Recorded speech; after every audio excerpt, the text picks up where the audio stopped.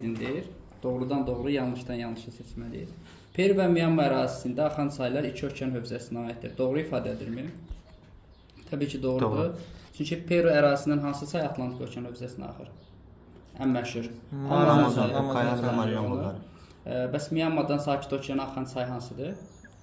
Myanmardan Mekong çayı oradan keçir, bəli. Mekong çayı və qolları deyə bilərik. Bir doğru deməli. Kara və Barents dənizləri üzərində formalaşan və qış aylarında ölkəmizə daxil olan hava kütləsi dəniz arktik hava kütləsi, düzdürmü? Yanlış. Xeyr, yanlış. Yanlış olacaq. Çünki biz əksini demişik ki, dəniz üzərində formalaşan kontinentaldır, quru üzərində formalaşan isə dəniz arktik. Demək, bunun qarşısına bir mənfi işarəsi qoyuruq. Qneys maqmatik, mərmər isə çökmə suxurdan metamorfizləşən suxurlardır. Qneys nədən alınıb? Qranitdə. Bəs mərmər nədən alınıb? Deməli, bu variant doğru variantdır.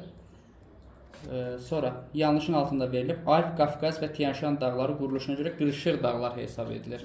Tian-Şan xeyr. Tian-Şan necə olmalı? Qırışıq fayda. Ona bir dənə mənfi qoyuram. Merkur və Venera planetlərinin peyişləri mövcud deyil ifadəsi doğru ifadədir. Burada bir problem yoxdur. 6-ya baxırıq. Təbiətdə ən çox yayılmış suxurlar qranit və mərmərdir. Biz demişik ki, təbiətdə ən çox yayılan mənşəyinə görə hansı suxurlardır? Maqmatik suxurlardır və maqmatikin içərisində 2 dənə suxur demişik ən çox. Qranit və bazalt. Və deməli bu da yanlışdır. İndi gəl görə uyğunluq nədir? Aşağıda qeyd elə. 1, 3, doğrudan 1, 3 götürürük. Qeyd elə zəhmət olmasa. 1, 3. Yanlışı isə 4, 6 götürəcəyik. Deməli, burada bax bu variant doğrudur. İndi gəlin görə variant olaraq biz nəyə çıxmalıyıq? 5 ilə 2-ni çıx variantlardan.